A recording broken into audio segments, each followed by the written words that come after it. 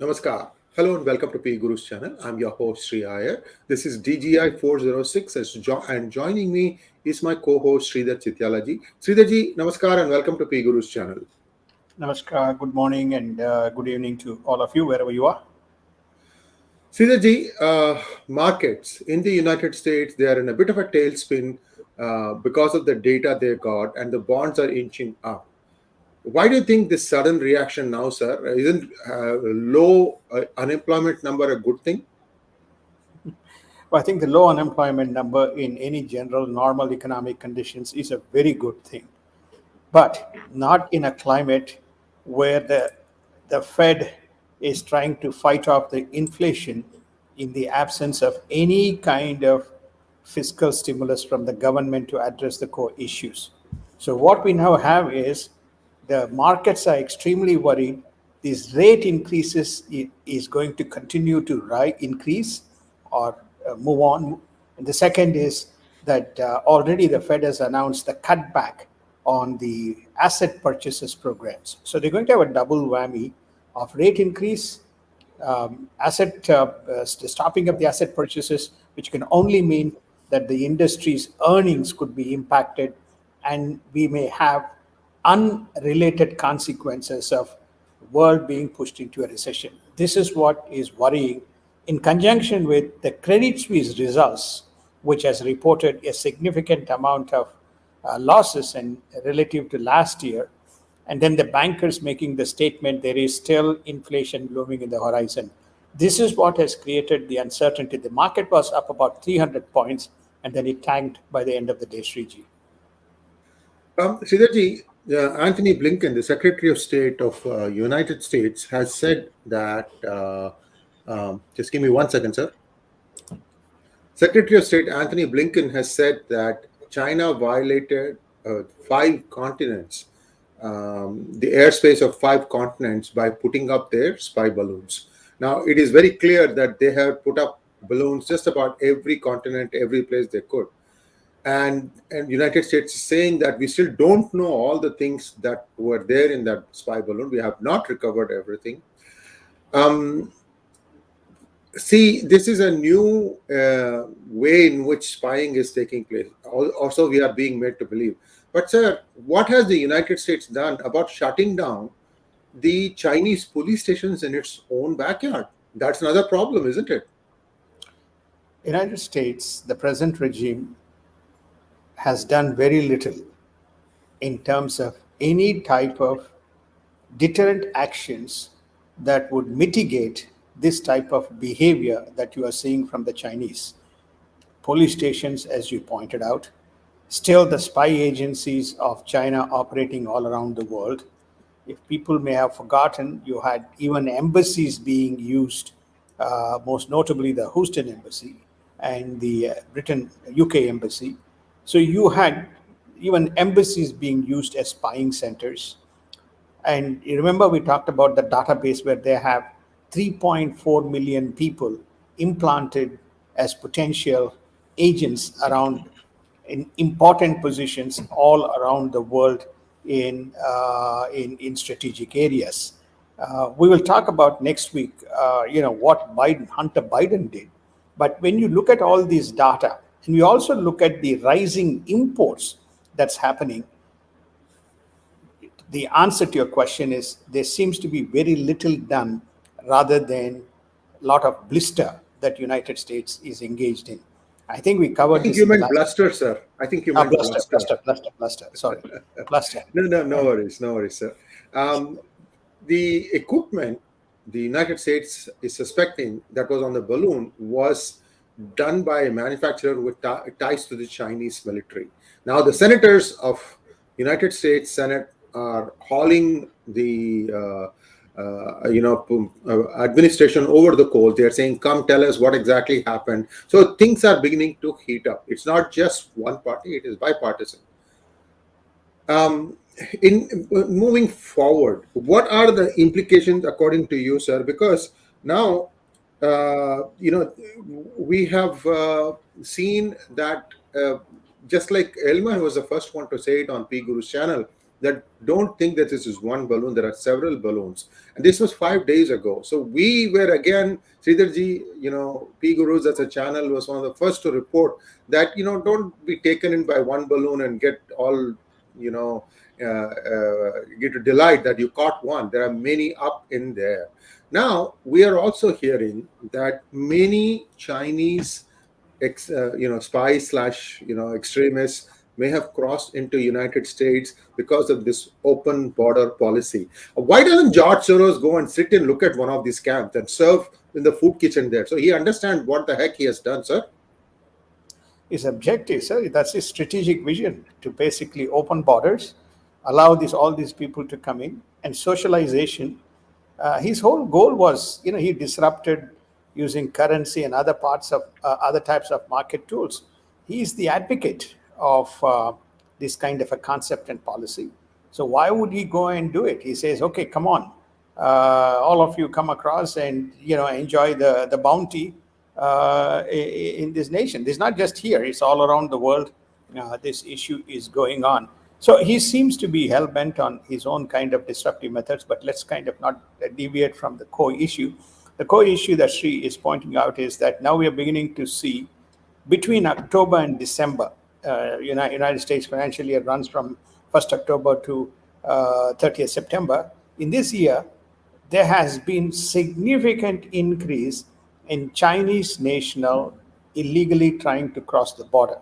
It's almost tenfold relative to the all of FY22, which started from October 1st, 2021 to September 30th, 2022. So is this a kind of multifaceted attack that China is doing? Push people, you have people inside. We already know about COVID. We already know about implanted spies. We already know about the spies, the police stations to anybody who is a dissenter to catch and punish. And we have now, it's very official that the spy balloons are going all around the world, and the world seems to be caught unawares. Sridharji, in the State of the Union address, I don't remember the president mentioning even one of all the different things that you just mentioned, sir. And what exactly is he doing then? See, this is just one side. Now, the other side, what we are also seeing is now the House is grilling the ex-employees of Twitter for their collusion. I wouldn't say, it's proven yet, but, I mean, who am I? Their collusion between the FBI, the government, and the social media companies such as Twitter. I'm hoping that Facebook and YouTube, Google also will face the music next. Everybody is in this one level or the other. Where do you think this is going to end? I mean, one of the Republican congresswomen essentially told how Yoel Roth, the guy who was supposed to be the security chief, shadow banned her. She even told him, these were the categories under which you shadow banned me. Shame on you. I mean, this was the worst kind of insult that I've ever seen to a technocrat by the politicians. But where does this end, do you think?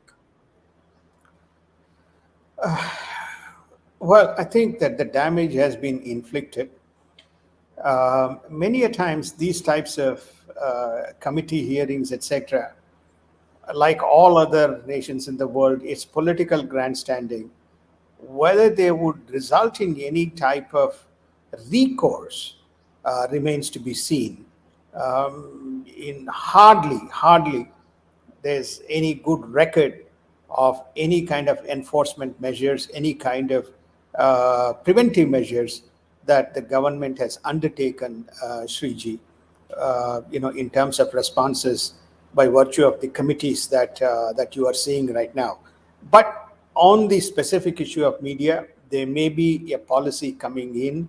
But again, if you have a favorable government which triangulates the law enforcement or the investigative agencies with media companies and with the administration being collaborative, then there is no mechanism that can prevent this type of thing from happening, Sriji. Now, we are also hearing that the ex-Vice President, Mike Pence, will be asked to testify before the January 6th committee. Sir, just like you said, this is also political grandstanding because so far nothing has come out of it. Nothing. Is going to be called and is going to be asked the question, did President Trump call you and he asked you to nullify the election? And did he put pressure on you? Did he threaten you? Did he do this? Did he do that? What's Mike Pence going to say? He's a presidential contender, right? So he's a presidential, he's not going to come and say, yes, Mr. Yes, the committee, honorable committee, my honorable president made me say all these things. So therefore you can kind of do the appropriate enforcement. So this is again another type of grandstanding. And by the way, Hunter Biden was asked about his laptop by the same kind of the House committee, and Hunter Biden has said it's none of your business, and I'm not going to give you the documents. So if Hunter Biden can do that, what is Mike Pence going to do, CG? Well, we are in for more such, head-to-head butting going on between the House and the Senate. Also, that's not started yet, but I expect that to start anytime soon. Now, let's take a look at India. Now, the United States has said that it will not be sanctioning India for its purchase of crude from Russia. Bold move, and it has paid off for India. Well, I think that I think India has made its case, which is effectively to say, will you shut down Europe? If you shut down Europe, shut me down. Europe is not shut down. So therefore, that's number one. Number two, is a strategic Russia. I'm reliant on all my defense needs. You're telling me China is a threat, and you are telling me to be a partner, and you are telling me that I and Taiwan are partners, whom you are defending against the Chinese incursion.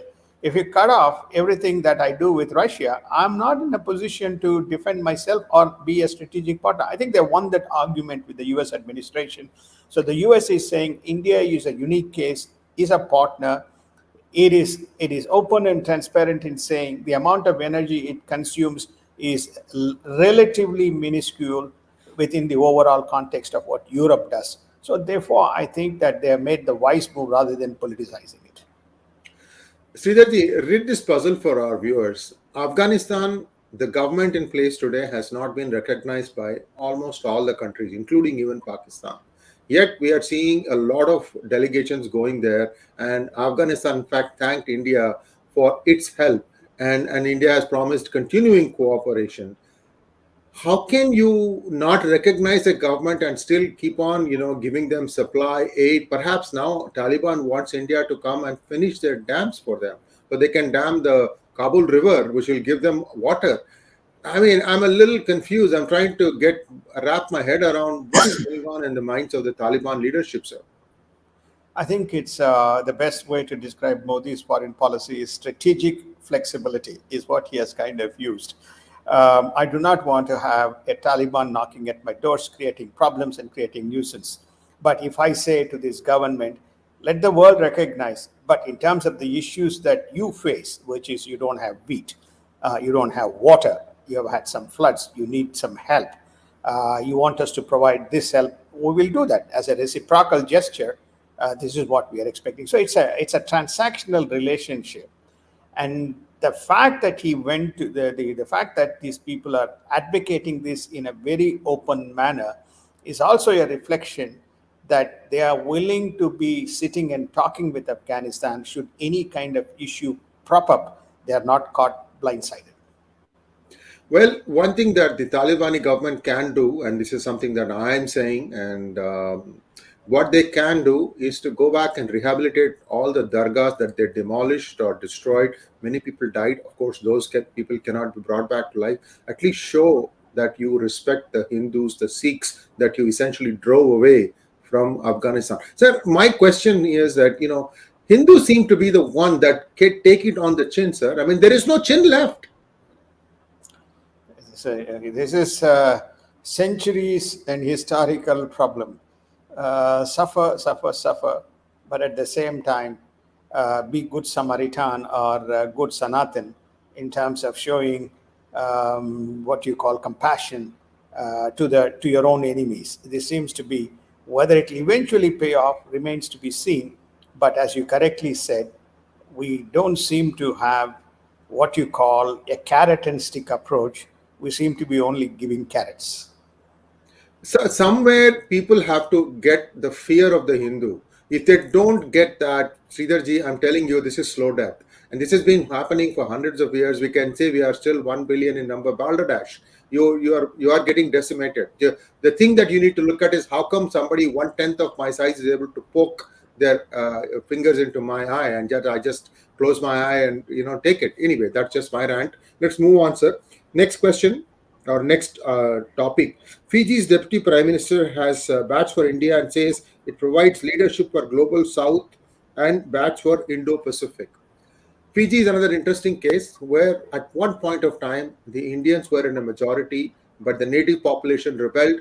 They made sure that Indian population does not get a political representation. I think his name was Maharaj, the last person who was deposed, as a matter of fact. Now you have the Stitiveni, Rabuka, blah, blah, blah, all going on. So this is another colonial plantation colony that the British did. They took the Indian labor from here and had them cultivate sugar for them. Of course, they ditched them and then left back. Why can't the natives understand that this is not the fault of the people who ended up there? Well, I think that they're probably now realizing it. That's why, it's like in a way, nirvana, waking up. They're saying, look, India is a good partner and India is a strategic. But I think it's also important what the policies the historical Indian governments have done in addressing many of these needs, countries' needs and sensitivities. At least there seems to be an attempt by at least the current administration on a rules-based model, where it's saying if you engage with me, I'll be able to help you. But if you have to respect our people and others who are contributing to your own economic development, there seems to be some kind of a give and take that is going on, which is why these kinds of forums like G20, Global South, BIMSTER, all these types of programs seems to be towards, let me kind of work with you, but I need something back in return. Give something and then take something back in return. So I think the statement from Fiji, which is to say, I endorse India and we need an Indo-Pacific forum. Fiji is a Pacific island, so therefore it makes, I think some of this policy work at least seems to be working. It's not fully realized, but it seems to be working, Fiji. Saudi Arabia is one of the highest countries one of the countries that has the highest amount of people from India working in their country. Sir, the Indian workforce is viewed as the best in the world because they are apolitical, they put their head down, and they excel at what they do. And I think that realization is seeping in now. It is. I think first and foremost, as you rightly said, hardworking. Second, they do not violate any rules. And third, they just stick to their core principles. And this is the mantra of the Indian workforce around the world. And I think we played out a video of the U.S. senator from Atlanta playing out as to endorsing how good the Indians are, and you don't see any of these people in criminal camps and depression and hospitals and lawyers, etc. So you are beginning to see this good image coming out.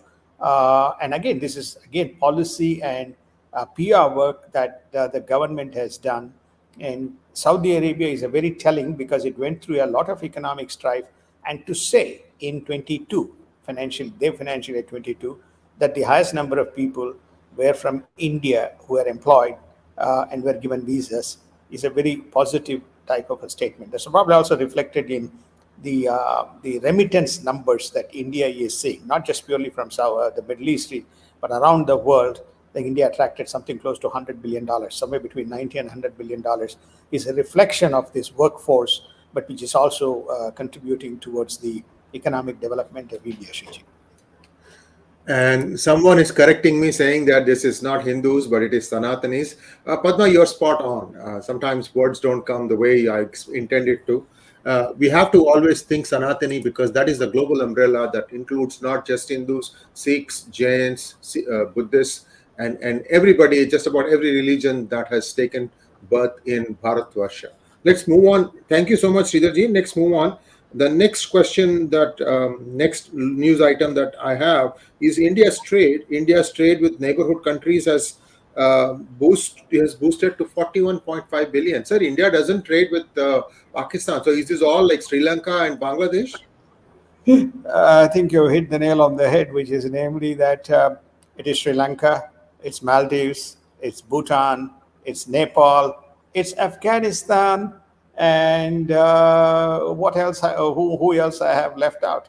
I think I've covered Maldives as well. So you have what India is saying is, I told you that I would help you, I would work with you, and there you go, which is to say, the persons who are close to me, I have to look after, and their needs have been looked after. And the fact that the focused effort has resulted in a $45 billion, these are small economies, $45 billion trade is a fantastic kind of an outcome.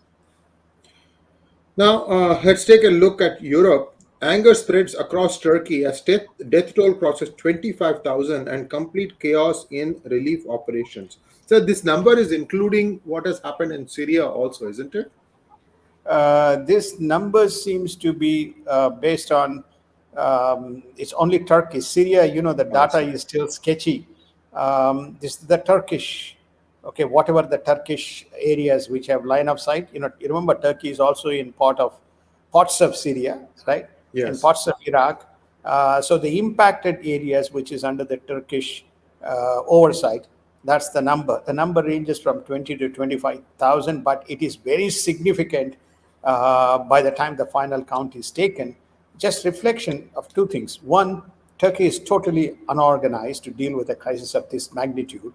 And second, they have not been responsive. This is where the government is being taken to task. They have not been responsive in addressing the issue that should have been at a war footing. Well, we wish them all best in trying to save more lives who are trapped under the rubble. Ukraine president makes a strong plea for EU membership while asking for game-changing weaponry help from UK, France, and Germany to fight the war. Sridharji, any thoughts that this will, be resolved in a month or two has now evaporated. We're close to a year now. In 10 days' time, it would have been a year since Russia entered Ukraine. And we talked about this at some length a couple of episodes ago. Getting more weaponry, is that the way to go forward, sir? Once you have gone into the battlefield and you have chosen battle is your only way out, no negotiations, and go on punishing more and more Russians and put more sanctions, then you have pushed yourself into a corner from which you cannot get out. So Mr. Zelensky is saying, hey, I'm fighting. You told me to fight. You told me to defend. You told me that you will give me aid. You have been giving me weapons, but trickle feeding. But I need fighter aircraft so I can go in and do full battle. I also need what you call the missile, the missile shield, which helps me to tackle not only their planes but other types of air-launched missiles and drones. So there is no end to this because Russia is very much prepared, hunkered down and very much prepared. And so this will go on. When will it end? Well, I have a feeling Ukraine will join EU. Okay, the damage will be far more forthcoming, and it will have consequences to the European economy further. And then eventually, what's going to happen is at some stage when it is too late, these guys are going to sit down and come to a conclusion, solution, Sriji. Well, Ukraine will probably get split, and the thing will continue because along the border there will always be skirmishes, each trying to take the land of the other. Unfortunate, but that's the reality of life. So next, let's take a look at what's happening in Asia. Philippines and Japan pledged to deepen security and economic ties. Japan says balloons like US were spotted in Kyushu in 2022. The United States, Britain, and Australia carried out joint air drills on Wednesday over the Nevada desert and beyond as part of an effort to simulate high end combat operations against Chinese fighter aircraft and air defenses. See, on the one side, US does all these drills to say that we are getting ready to face China. So far, China hasn't really fought a serious war. I mean, Vietnam they lost as a matter of fact. So probably Vietnam was China's Ukraine, if you want to think of it that way. My question, sir, is that on the one side, United States has been arming now directly, because now the Abrams tanks have gone in, and therefore you cannot even say that we are merely helping Ukraine. How much of this is the arms lobby trying to get rid of old equipment so that they can make new equipment and make even more money from the United States government? But first and foremost, I think you asked a question which is around. They have not demonstrated thus far uh, any of the deterrence measures or any of their strategic options that they have chosen has worked.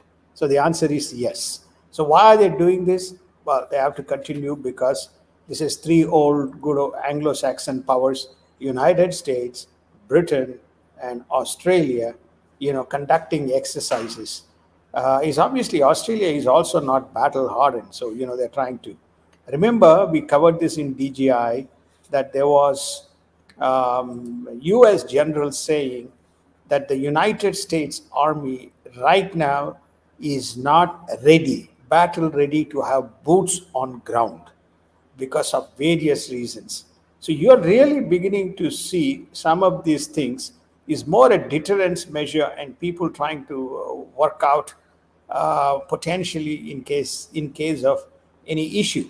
Perhaps this balloon, the balloon is a serious issue both for UK and for United States and for Australia. Okay, we'll come when we come to Japan. We'll discuss the Japanese point. So I think some of these things that are going on is basically behind the scenes effort that the next war is not going to be on boots on ground, but it is going to be up in the air or cyber, and whether they are ready to deal with it. Thank you, sir. And let's touch upon Japan's agreement with Philippines. So Japan is doing a little bit of shoring up, if you will, to try and make sure that if there are any chinks in the armor, that these are kind of covered. The United States still has to come, long way across the Pacific Ocean to help. What is the latest on Taiwan situation, Sridharji? Any saber rattling by China now, or they are on the defensive, not knowing what they have done in the balloons? Taiwan is the ADZ. We just because it's a daily affair. That thing is going on. The Taiwanese opposition leader is visiting to come back to. It's very interesting the way under the new Marcos regime. Under the Marcos regime, Philippines has struck a deal with United States to extend the bases besides extending the lease of the current bases. Second, then they have also done a deal with China to have investment coming in for the gas and petroleum just around that Starsbury Scholes area. The third, now you're finding Philippines going to Japan and saying we need to have security and economic ties. I also feel India and Philippines has some strategic kind of a deal within the context of the arm on the defense side. So what Philippines is doing is it is putting itself in various kinds of baskets and saying, I am ready to work with people economically as well militarily to defend myself and my islands. So that is what is going on, and Japan needs to demonstrate that it is not only making its investments in certain locations that are of profit, but it's also making investments in very vulnerable countries such as Philippines. Thank you very much, Sridharji. And viewers, please like, share, and subscribe to our channel. Don't forget to click on the bell button for notifications. We'll be back again bright and early on Monday morning to cover more news for you. Breaking news, stuff that comes 2-3 days ahead of MSM. And you always get a head start by watching DGI. Thank you so much, sir. Namaskar. Namaskar, and have a wonderful weekend and have a wonderful day, and looking forward to seeing you all on Monday.